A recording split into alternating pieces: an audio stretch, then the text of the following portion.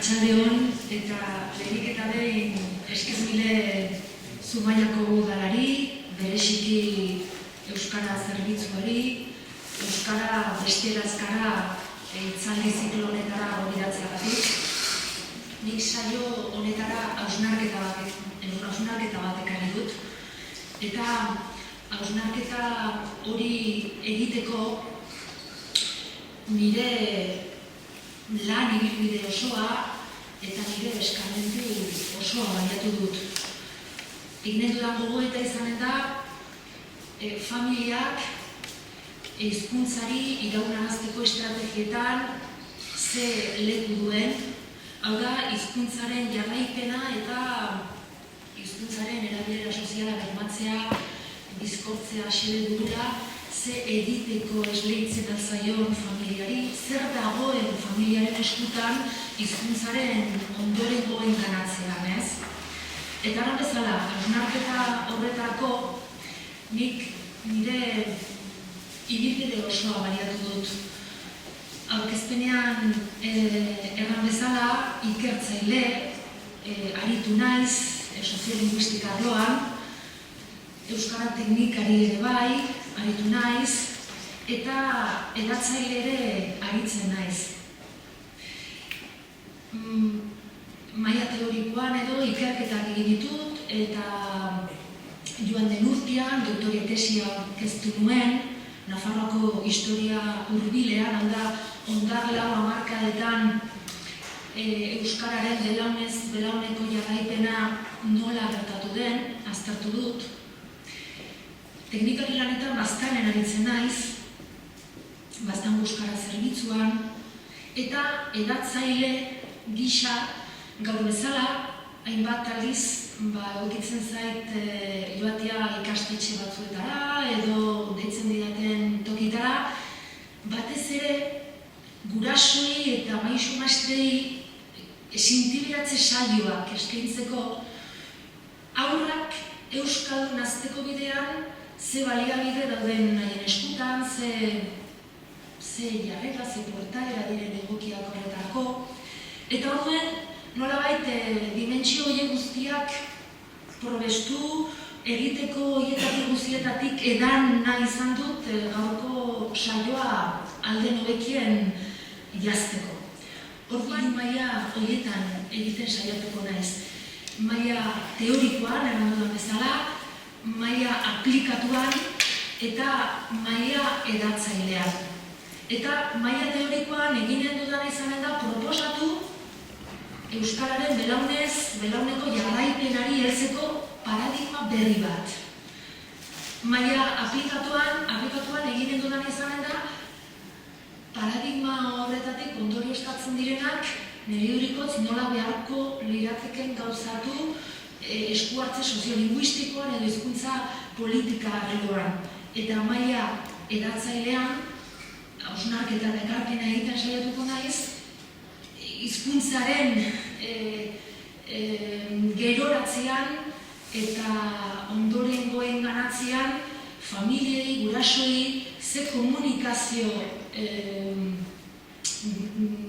lan egin dugun haiekin, ez?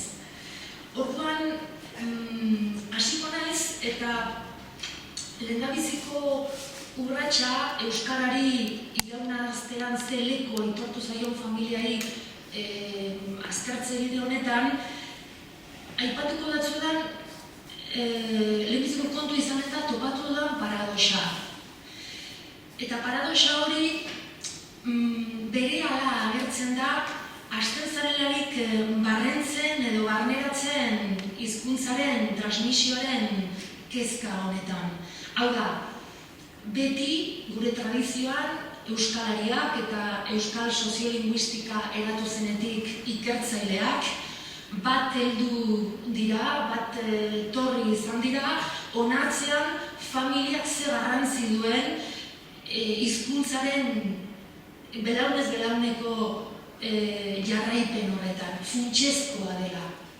Funtsezkoa da, baina ez ikertzailek, ez hizkuntza politikaren arduradunek oso berriki hartio ez diote behar bezala heldu gaiari. ikertzaile aldean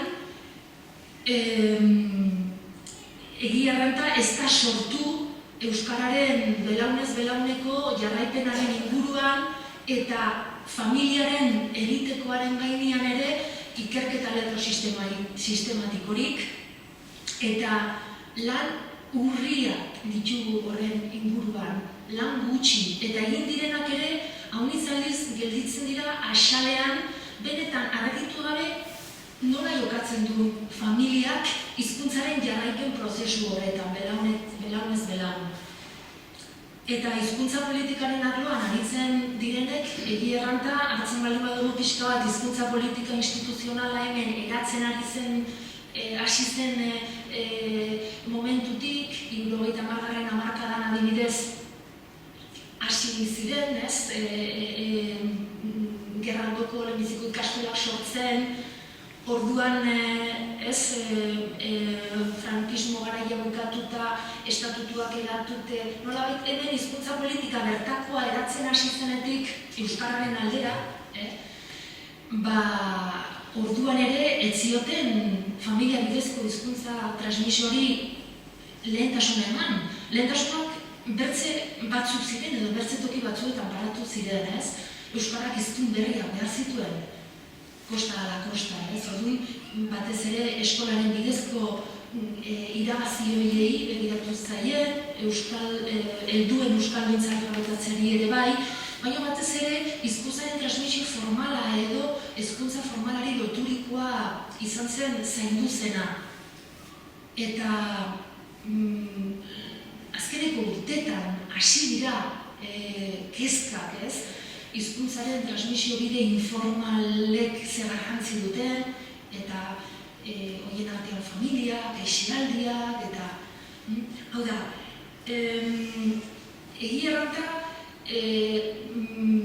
oso berri da benetan familiaren elitekoari eta familia bidezko hizkuntza transmisiari modu sendoan eta baita zientifikoan ere heldu nahi izatea. Hori erranta, euskal soziolinguistikak gaiari nola heldu dion ikusi baino lehenago, ikusi behar dugu euskal soziolinguistika 1990. hamarkadan sortu zen duela 54 urte hola,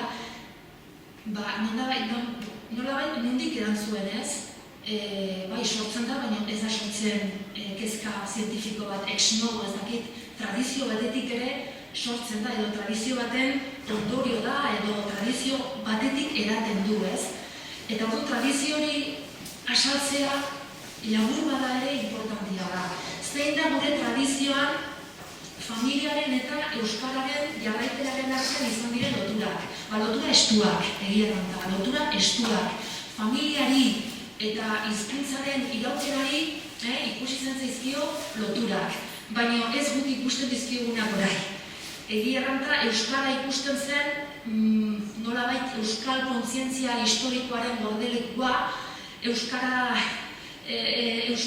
zen azken batean familiaren morala eta ohitura onak eta gordetzeko bidea edo horien bermea, eta tradizio horri dagozkion elementu horiek oso nabariak dira adibidez azken karlistadatik hasi eta gerra zibila bitartean luzatzen den aldi horretan.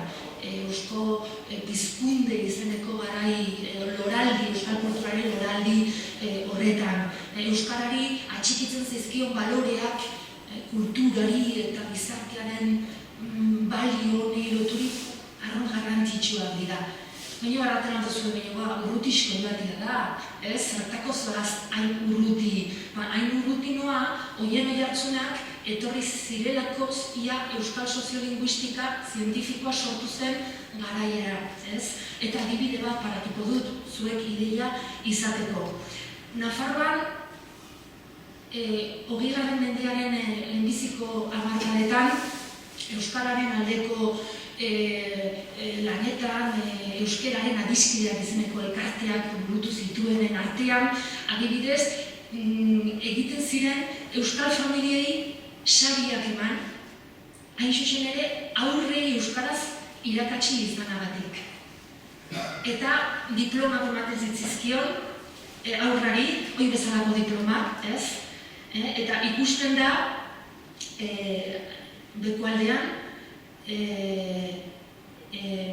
data eta erranen duzu, baina data ez da 20. mendearen hasierakoa, 1960 da, erranen dut, ekimen hori 20. mendearen hasieran euskararen adiskideak izeneko elkarteak egin zuen ekimen hori berreskuratu zelakoz, berriz martxan paratu zelakoz, frankismoaren garaian bete-betean, 20. hamarkadan, Nafarroko Foru Aldundiaren menpean zegoen Bianako printze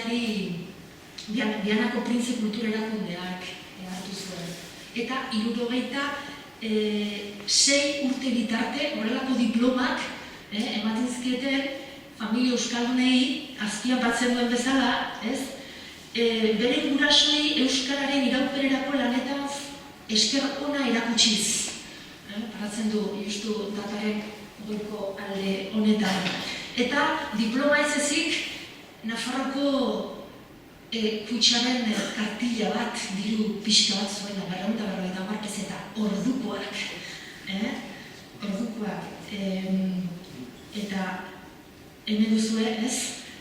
Horlako libretatxo bat. Eta libreta horren barneko aldean, bazen idatzia, irakurriko datzuedan testutxoa, ¿ves?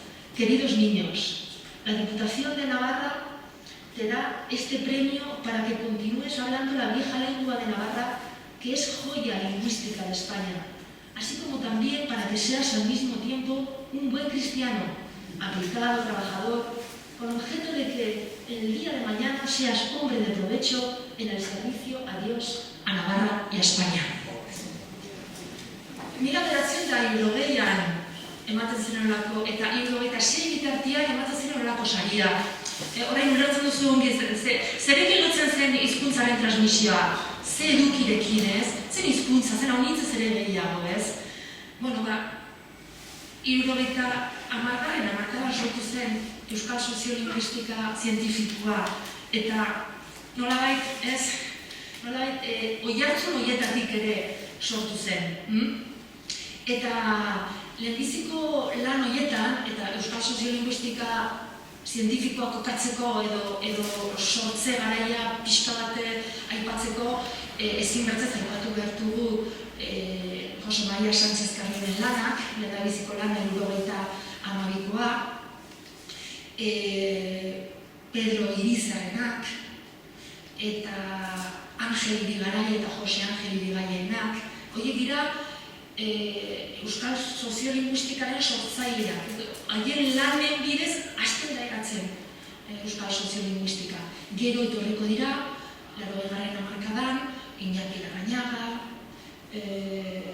Xiadiko hasi zen 70. hamarkadaren bukaeratean, Euskal Zientirako lehenbiziko azterketak egiten, eta hasten da gorpuzten, gero eratu izan dena, ez?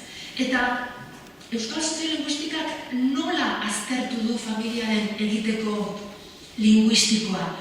Egitatzen baldin badiogu, kusiko dugu batez ere bi ikermoldez begiratu diola Euskal Soziolinguistikak familiari zeregin transmititzaile horretan.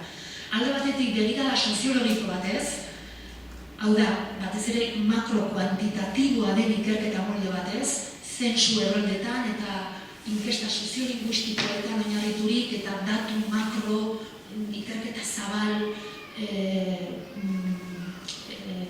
eta kuantitatiboak egiten, eta adibide batzuk ematearen Larrañagaren lanak, Xiadikok egin zituenak Euskal Ziendiak berak egin zituenak, gero Eusko Jaurlaritzak, Zintunegi, Sagardoi, badira lan gehiago ginak. Baina batez ere kuantitatiboak. Lan hauek hartzen dituzte orduan unibertso zabalak, adibidez zensu osoa edo errolda zabala, eta orduan zer egiten dute. Guraso euskaldunek aurrei euskara transmititzea nola jokatu duten itxuratzeko zenbait datu ematen dituzte. Eta datu horiek gurutzatu egiten dituzte, adibidez, gurasoen euskara mailarekin, edo bizitokiko egoera soziolinguistikarekin, bino, hortaz gain, benetan aurrak familian nola bihurtzen diren hiztun, edo familiak nola betetzen duen rol hori ez dute argitzen, ez dute ematen informazioa horretan sakontzeko. Bada bertze ikermolde bat, antropologikoa badena, mikro-kualitatiboa, hau da, ez lagin edo unibertso zabalak, baizik eta txikiak, herri bat, talde gutxiagoa, eta hura sakonago aztertu, ez bakarrik zenbakitara ekartzeko gizatalde horren joerak, ezik eta harakatzeko pixkoa zergaitietan, edo motivazioetan. Eta ikermolde hori urriagoa da, lan gutiago daude hortan sartzeko. Lehendabiziko lana izan litzateke Jose Maria Sánchez Carrionek egin zuen La Navarra Cantábrica, 1981 argitaratua, Xavier Erizek egin zuen Nafarroako historia soziolinguistikoa eratzean, badira gehiago, adibidez Jacqueline Kuklak egin zuen Usurbilen, edo Teresa del Valle antropologoak egin zuena korrikaren inguruan, Josune Iraolak egin zuena Pasaiko hizkuntza transmisioaren alorrean, eta batez ere aipatuko nuke Jon Miren Hernández Lasartearrak, antropologoak, egindako ikerketa, doktore tesia izan zuena, bete-betean hizkuntza transmisioa aztertu zuena. Eta transmisioaren labeteko azterketa semiotiko bat, da, esanahiaz, harakatu nahi zuen. Baina, eta azkeneko urtetan erran behar da, hasi dela zabaltzen hizkuntzaren transmisioan arlo subjektiboek, motivazio emozionalek, nola jokatzen duten argitu nahi duten lanak, adibidez, Pablo Soberriola, Pello Jauregi edo Elortza aritu dire horren inguruan arakatzen.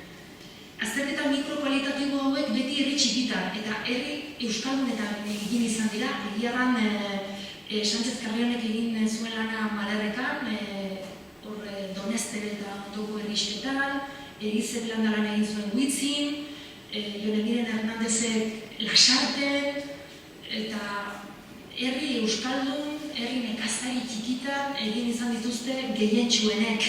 Beraz, ez dakigu haunitz zer gertatzen den hiri edo inguru hiritartuetan, erdaldunduetan, nola jokatzen duten familiek aurrak euskaldunazteko bidean, hori harakatu gabe dago. Hernandezek egin zuen, eta Josune Iraolak Pasaian egin zuelarik, ja pixka bat inguru hiritarragoak dira, ez?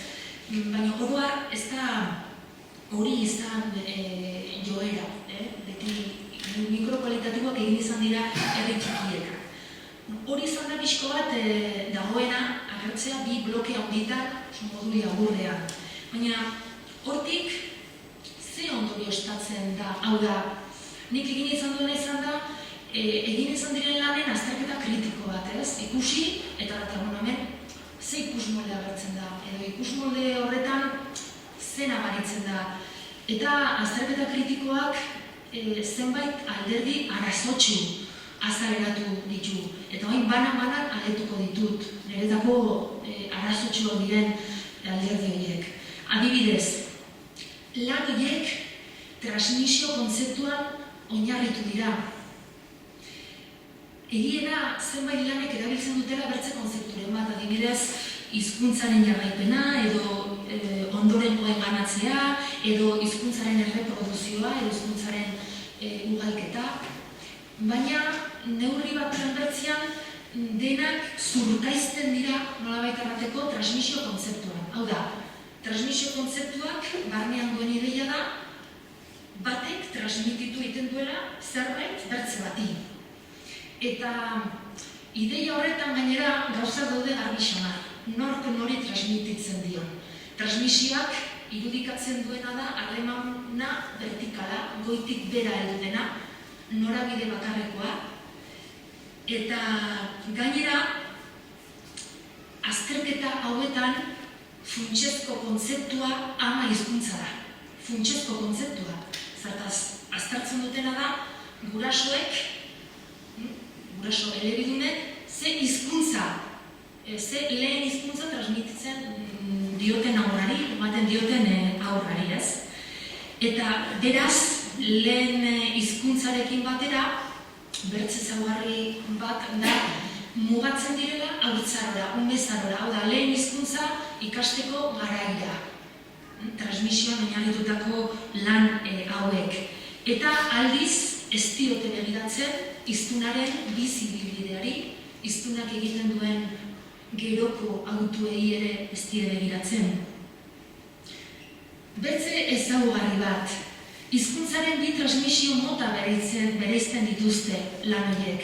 Alde batetik familia bidez egiten den hizkuntza transmisio naturala deitzen dutena, eta bertze alde batetik eskolak burutzen duen hizkuntza transmisio kulturala deitzen dutenak.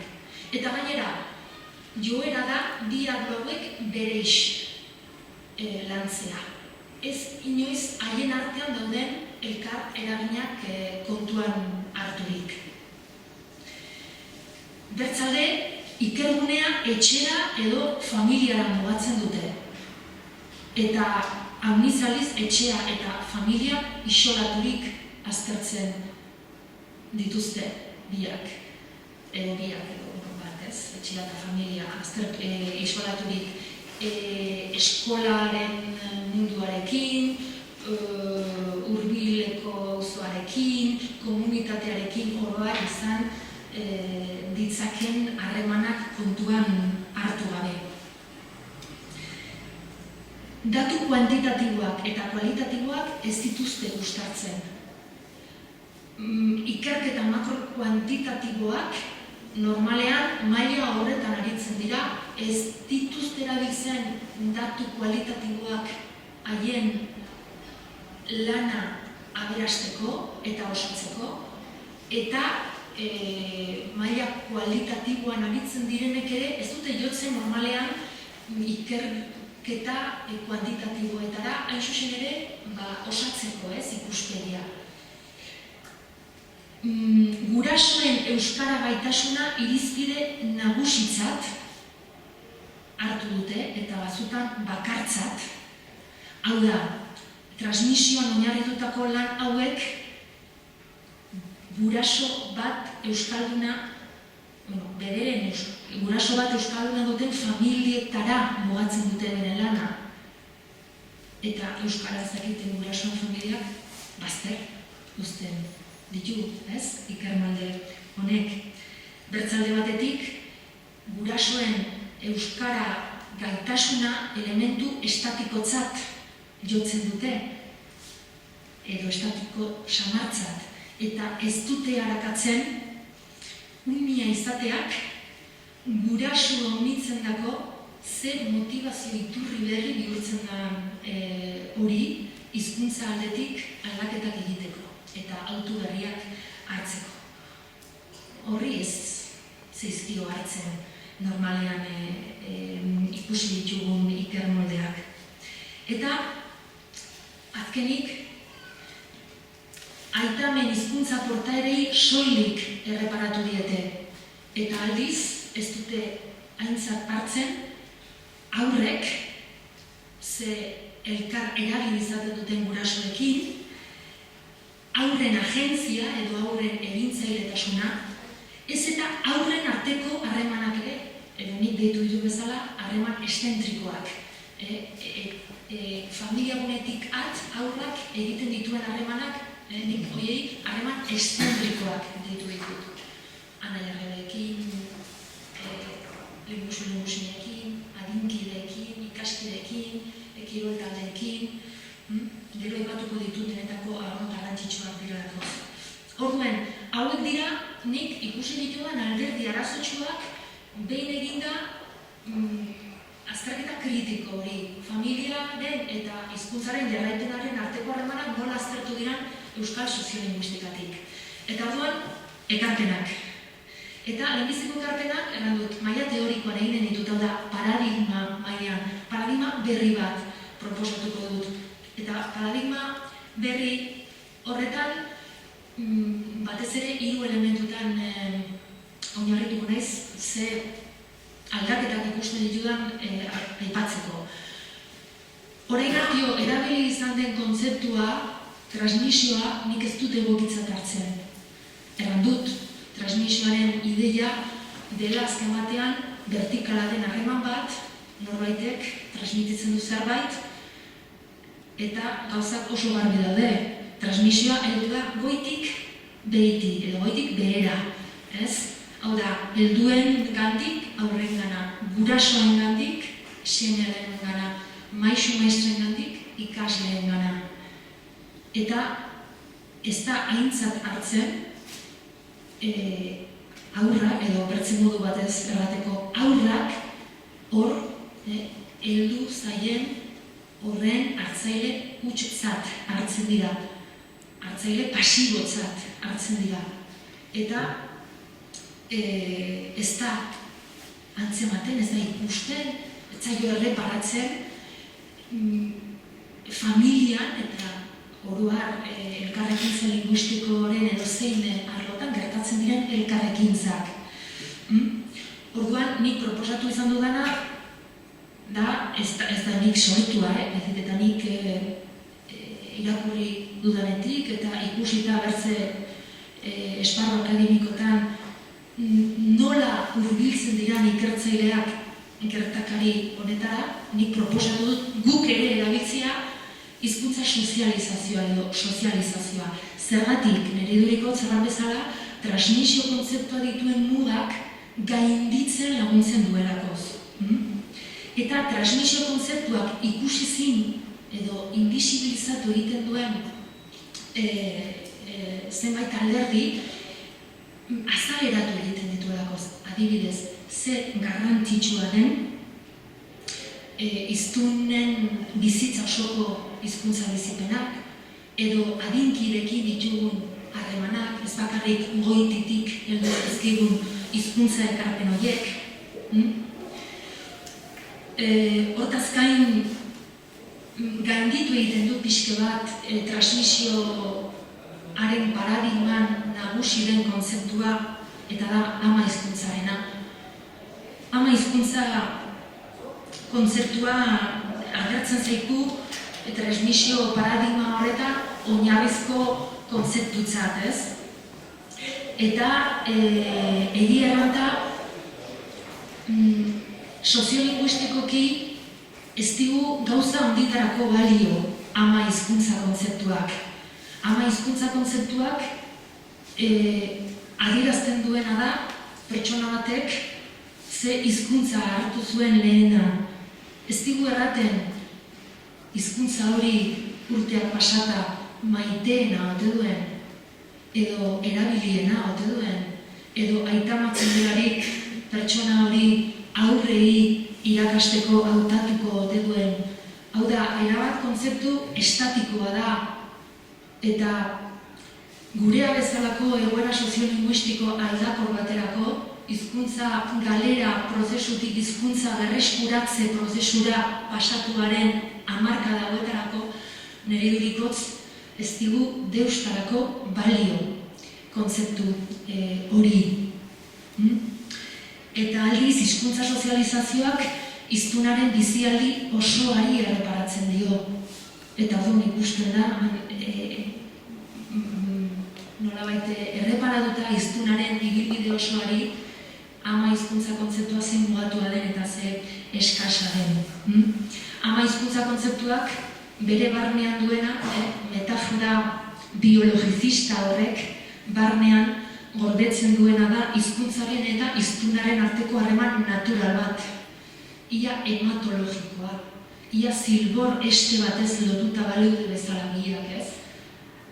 Hola balitz, gure berreskuratze prozesua ezinezkoa izan litzateke.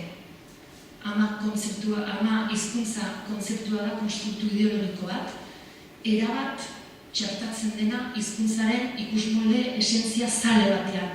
Eta nik uste dut gainditu beharrekoa edo bazter utzi beharrekoa orain dauden berreskuratze prozesu honetan. Gehien bat, ez deratuz baliagarria, ez digulekoz deusakate.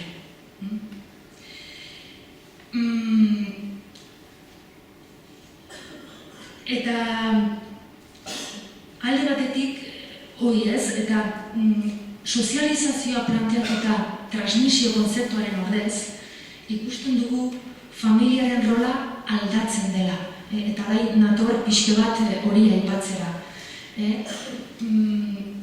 Paradigma aldaketa honetan, eragingunea edo eraginbidearen, transmisioaren eragingunea edo eraginbidearen aldaketa ere proposatzen dut.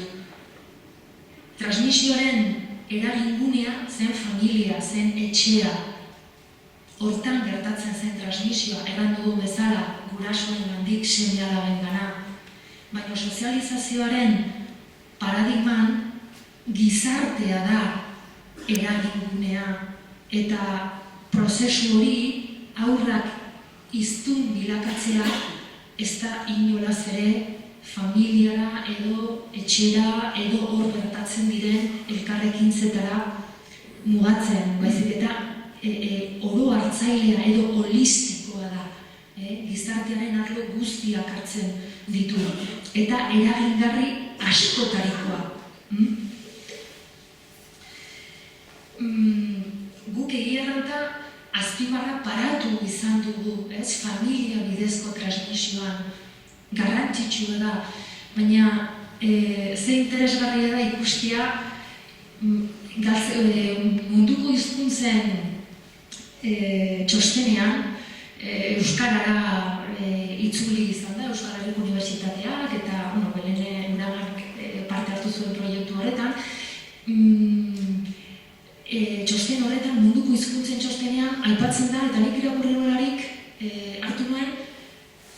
hartu den pixke bat sorpresa, baina ohartu nintzen nolabait ni ere hasia nintzera transmisioaren paradigman, eta ze gutxitan nolatzen garen hortaz. Txosten horretan erraten da, familia bidez soilik transmititzen diren hizkuntzak galbidean daude. Eta guk, gure indar guztia paratu izan dugu beti familia bidezko transmisioa. Baina hasten zara pentsatzen eta erratu duzu. Kontxo egira da. Familia bidezko transmisio importantia da. Haurrek etxean hizkuntza ikasi eta erabiltzea funtsezkoa da.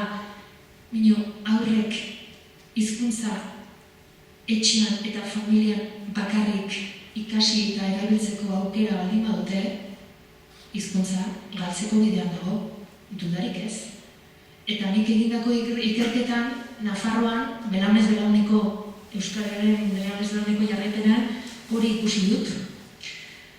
Hainbat herritan, duela 6 hamarkada, 5 hamarkada, Euskara galdu zen. Belaunaldi gazteenak hizkuntza ikasteko aukera eta erabiltzeko aukera bakarrik etxean zuelakoz.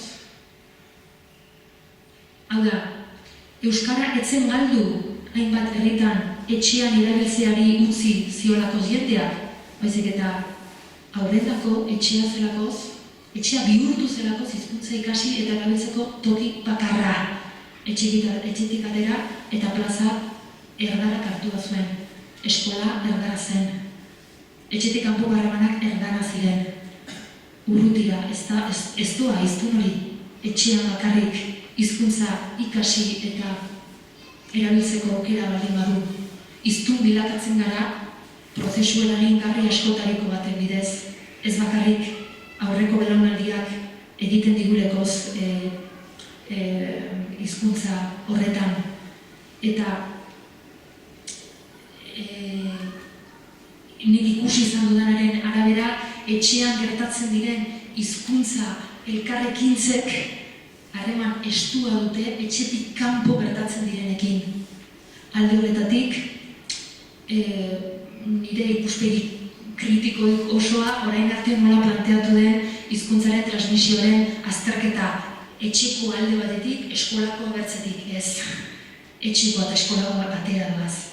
nola bereizten daba etxikoa eta eskolakoa, haurraren egunerokoan.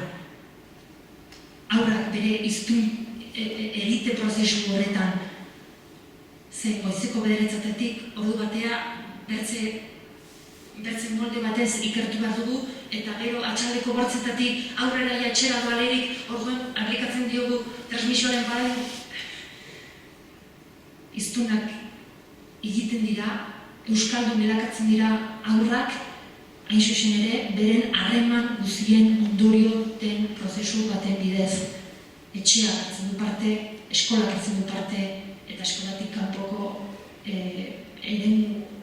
denbora osoak hartzen du parte ez dela. Gainera, zergatik ez mugatu familiara eta etxera hizkuntzaren belaunez belauneko jarraipen azterketa, hizkuntzaren belaunez belauneko jarraipenaren gakoak, motivazioak, arrazoiak eta aukerak ez daudelako bakarrik etxeetan. Etxetetik kanpo ere bai. Horregatik funtsezkoa da hori. Eta aipatzearekin hiztun bilakatzeko prozesua eragingarri askotakoa dela, da etxeaz gain haunitzez eragingarri gehiagok jokatzen dutela horretan lotuko dut orai hurrengoarekin. Gurasoak ziren eta gurasoak bakarrik. Aipatu dudan bezala, norabide edo norazko bakarreko harreman horretan goitik behiti. Eta aldiz, sozializazioaren paradigman eragile anitza da prozesua. Eragile askok jokatzen du horretan, eta gainera elkar eragilea aurrek ere jokatzen dute aktiboki hizkuntzaren jarraipen prozesuan. Beraz, gurasoak bakarrik jotzea eragiletzat ikusmolde estua eta eskasa da. Gainera, soziolinguistikak aspaldi utzi du garbi hiztunen hizkuntza garapenean haunitzez ere eraginkorragoak direla adinkideekin dituzten harremanak gurasoengandik hartzen dituzten eraginak baino. Eta hori garbi ikusten da adibidez gure inguruan duela 30 urte etorri ziren Extremaduratik, Andaluziatik edo Erdal herrietatik etorri ziren hoien seme alabekin. Hoien gurasoak etorri zirenak ez, agian gorde dute Andaluziako, Extremadurako hizkera molde hori. Haien seme alabek beren hizkera, beren hitz egiteko moldea erabat berdindua dute norekin, beren adinkideekin, ez? Hau da, hiztun baten adinkideek, belaunaldi berekoek, haunitzez eragin sendoago dute bere hizkeran eta hizkuntza portaeretan haren gurasoek baino. Beraz, sozializazioaren paradigman harremanak ez dira bakarrik goitik beherakoak, ez? Gurasoengandik seme alamenganakoak. Prozesua, hiztun bilakatzeko prozesua elkar eragilea da, ez? Hau da, goitik beherakoak eta behetik gorakoak. Zertaz, aurrak eragile aktiboak dira. Ez dira inolaz ere jasotzaile pasibo hutsak. Eta gainera, sozializazioaren paradigman garrantzitsuak izanen dira aurrek esker-eskuin beren adinkideekin dituzten harreman horizontal horiek, nik harreman eszentrikoak deitu izan ditudanak. Beraz, aurrak ez dira hartzaile pasiboak eta gure historia soziolinguistikoan hori garbi ikusten da, nik ere ikerketetan ikusi dut garbi. Duela 4 hamarkada, hainbat herritan euskara galbidean zelarik, 70. hamarkadan, 60. hamarkadan, hainbat etxetan, hainbat euskal etxetan, erdara sartu zen aurrek eraman zutelakoz erdara, etxera. Nola? Eskola erdara utxezkoa zelakoz. herri horietan erdarak zuelako hartua plaza, eta aurrak hasiak ziren, jarriak ziren, haien artean erdaraz egiten, eta erdaraz aritzeko ohitura hartu, eta etxera joan, eta urridekin, eta gurasoekin hasi erderaz. Hainbat etxetan, erdararako mintzalak eta gertatu zen, aurrek eraginda. Eta orain, ez dala gauza bera gertatzen nio alderantziz. D-ereduan eskolatutako hainbat aurrek eramaten dute eskolako euskara etxera, etxe erdaldun batera. Eta ze garrantzitsua den orduan gurasoiek nola jokatzen duten, kanpotik heldu zaien ekarpen horren aitzinean. Arrot importantia da hori. Erreparatzen baldin badugu adibidez, hizkuntza berreskuratze prozesua arrakastatsua izan duen hizkuntza bati, hebraiera berreskuratu zen hizkuntza bizi gisa 20. mendearen lehendabiziko 2 hamarkadetan. Prozesua hasi zen 19. mendearen bukaera aldean eta gauzatu zen 1910-1920 bitartean. Orduan, Israel estatua eratu baino anitz ez ere lehenago. Eta prozesu hori aztertu duten soziolinguistek nabarmentzen dute, hain zuzen ere gertatu zen, haiek erratu dute Great Leap ingelesez, jauzi handia. Eta zer jauzi handi gertatu zen hebreeraren bizkortze edo biziberritze prozesua. Eskoletan hebraieraz ikasten zuten aur horiek, atera zutela hebraiera karrikara eta eraman zutela etxeetara. Eta guraso horiek hebraiera eskolan ikasitakoa, baina inoiz ez zutenak hebraiera erabili haien gizartea harremanetan, hasi ziren erabiltzen hebraiera aurrekin. Eta hori izan zen hizkuntzaren biziberritze prozesuan sekulako jauzi kualitatibo ekarri zuena, ez? Eskolatik ateratzea eta etxekotzea hizkuntza. Bertze kontrako adibide bat ere badugu. 20. mendearen hasieran, egin zelarik lehenbiziko aldiz apostu garbia irlanderaren alde, porrot egin zuen prozesu horrek, etzen arrakastaz gauzatu, hain zuzen ere horregatik, etzerako lortu aur eta gazte jendiak eskolan ikasten zuen irlandera, handik atera eta bihurtzea haien harremanetako hizkuntza. Eta prozesu horretan, gainera ikusten den bezala, zute guraso bakarrik jokatzen, ez? Orduan, nik kritikoki begiratzen dut aurrak transmisio prozesu baten hartzaile hutsetzat hartzen dituen ikuspegia. Nire idurikotz, aurrak ez dira kultura edo hizkuntzaren kultura ondasunen hartzaile edo jaramusle edo oinordekoak. Ez, aurrak hizkuntzaren historiaren eratzaileak dira, eratzaile aktiboak dira eta aktiboki jokatzen dute. Orduan, aurren egintzailetasuna edo agentzia onartu behar zaio. Ekarpenen 2. mailara etorriko naiz, maila politikora edo eskuartze soziolinguistikoan errandakotik ze ondorio estatzen den. Eta lehendabiziko gauze da xede aldaketa bat egitea. Hizkuntzaren belaunez belauneko jarraipenaren prozesuak ez du nire idurikotz xede izan behar aurren ama hizkuntza euskara izatea. Ez, nik formulatuko nuke bertzen modu batez. Eta nik paratuko nuke xedea bertzen duen baitean. Xedea izan beharko luke aurren arteko harreman eszentrikoetan euskara sendotzea. Nire ustez, 2. honek behatu izan helburua eta helburutzat formulatua izan. eta errandakotik, zuzen ere, orain Great Leap edo erraileraren bizkotze eta bizi berritzea ekarri zuen prozesu horren gainean errandakotik aipatuko nuke hau. Ama hizkuntza haratago dudan gauza bada, hau da, belaunaldi berrien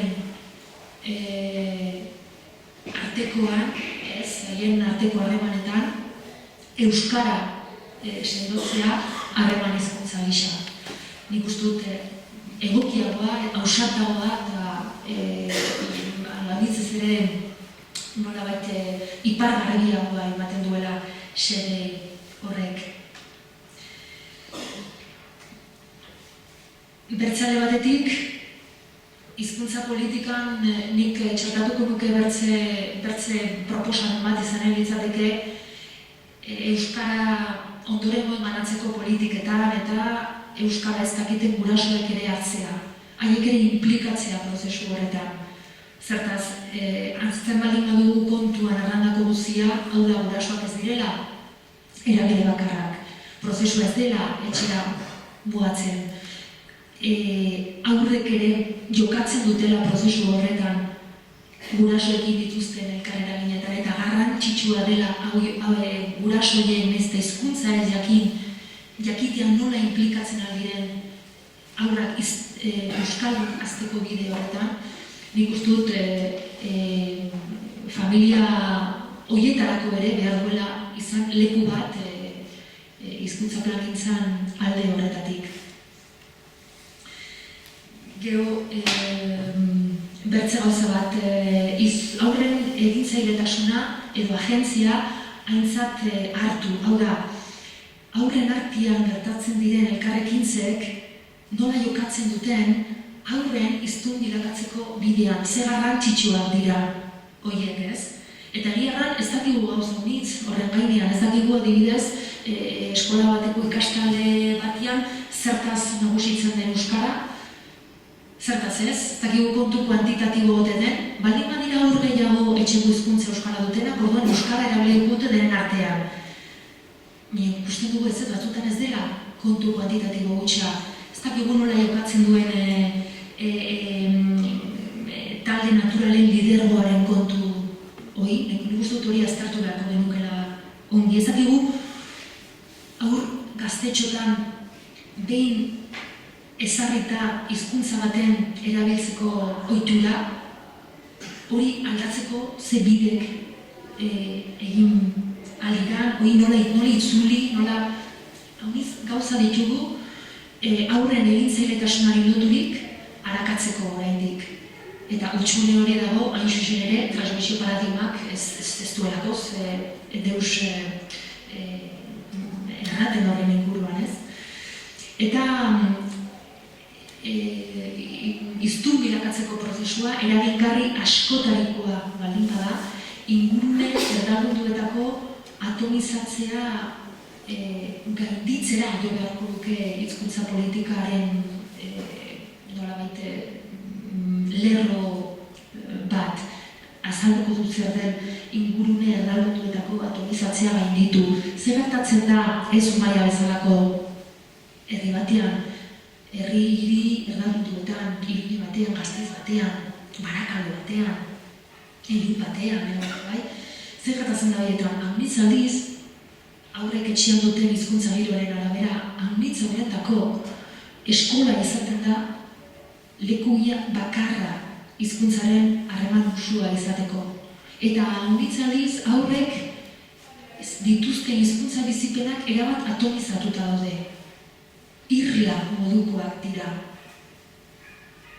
Eskolan dena, euskaraz, handik atera eta plazan ia deusez, kirol taldean pixka bat, etxean gutxi, eta nolabait onartzen baldin dugu aurroiek euskaldun bilakatuko direla, eragingarri hainitzen ondorioz, nolabait bizipen, hizkuntza bizipen atomizatu horiek bete berdindu edo hori nolabait lotzera edo gainditze da atomizazio hori jo beharko luke hizkuntza politikaren arlo batek. Eta komunikazioan arloko ze ekarpen eginen duke. alde batetik, familiek, seme alabak, euskaldun hazteko bidean, har dezaketen rola jakin behar dute. Nik uste dut, gurean gertatu dela, euskarazko irakaskuntza hasi zelarik, gerra ondoko lehenbiziko ikaskolei esker, gero sistema publikoan sartu zen euskarazko irakaskuntza. Baina hasierako urte horietako gurasoen tipologia handitzen entzuten dugu. Eskolaiko gurasoek ez dute implikazio bera. Zute hori bidea 40 urteko gurasoek zuten implikazioa. Nola izanen dute? Egoera aldatu da. Implikazioa beti nolabait egoerarekin duzun harreman baten ondorioa da erreakzio bat edo da jarrera bat zerbaiten aintzinean Egia da, gaur egun ez gaudela, duela 40 urteko egoera horretan euskarazko irakaskuntzaren arloan, ereduan ikasten duten aurren familiak anitza direla, tipologia aldatu da, eta nolabait familiak ugaldu dira, eta nik uste dut, handiz familiak ez dakila ze rol hartzen alduen aurrak euskaldun bilakatzeko bide horretan. Eta are gehiago, euskaratik urrun xamar baldin badaude gurasoiek, ez badakite hizkuntza, eta ez badute agian bereziki keska handia, erabat prozesu horretatik kanpo ikusten dute beren burua. Orduan, hori jakinaraztea, nik uste dut bere biziko garrantzia duela, eta nik hori ikusten dut, ematen ditudan saioetan eta eskoletan eta bertzeetan ematen ditudan eta bereziki gurasoekin. Bertzalde, familiek aurren euskarazko sozializaziorako eskura dituzten baliabideak zein diren erran behar zaizkie. Ez zaudete bakarrik, eskolaz gain badira gehiago. Eta haunitz gurasok ere ez daki zer duen eskura ere laguntzeko bere aurrai elebidun bilakatzeko prozesu horretan.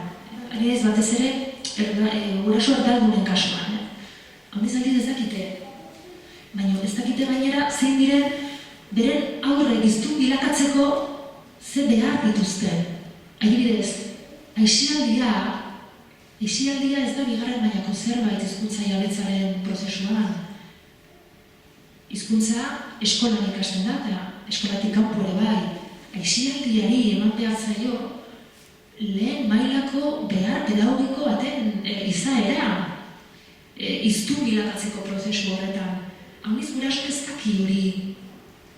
Eta ez daki zein diren beren aurren beharrak hiztun osoa, erosoa dituko den hiztun bat bilakatzeko ez. Alde horretatik komunikazio edo lan divulgatzaile arloan nik ikusten dut lan handia dagoela egiteko. Eta kitzeko, haunizta gertatzen zait eskoletan ematen ditudan saioetan erabiltzea esaldi hau. Helen Zizuz Frantziako intelektual batek idatzi du liburu batean, eta à transmettre, à faire aimer, en faisant connaître, frantsesez erran du transmititzea dela maitaraztea ezagutu araziz. Orduan, hizkuntza ezagutu arazi maitarazteko. Erderaz, transmitir, hacer amar, haciendo conocer. Euskaraz gelditzen da pixketa raroa, arazte horrekin, baina nolabait arronte iradokitzailea gertatzen zaiteri esaldi hori. Zergatik, transmisioaren helburua ez duelakoz jartzen hizkuntza ematean. Bada esaldi honetan kutsu nolabait emozional bat, garbia, eta gero hizkuntzari iraunaraztea, ez? Edo hizkuntzari denboran iraunarazi nahi duen, iraunaraztea nahi duen asmoa, ez? Eta alde horretatik, esaldi honen ikuspegitik, familia guztiak, euskara dakiten gurasoak dituztenak eta euskaraz dakiten gurasoak dituztenak maila berean daude. Zertaz, denek, bakotxa bere mailan, egin dezake hori ez, ziurtatu gaurrak ikasiko duela euskara, baliabideak eman, bideak eman euskara ikas dezala, baina helburua da, egun batean, aurrek bere sentitzea hizkuntza maitatzea, bera eroso sentitzea hizkuntza, beretzea hizkuntza, beretakotzea. Eta erran bezala, hortik doa izuzen ere paradigma eta politika eta komunikazio aldaketa proposatu dudana. Eskerperen.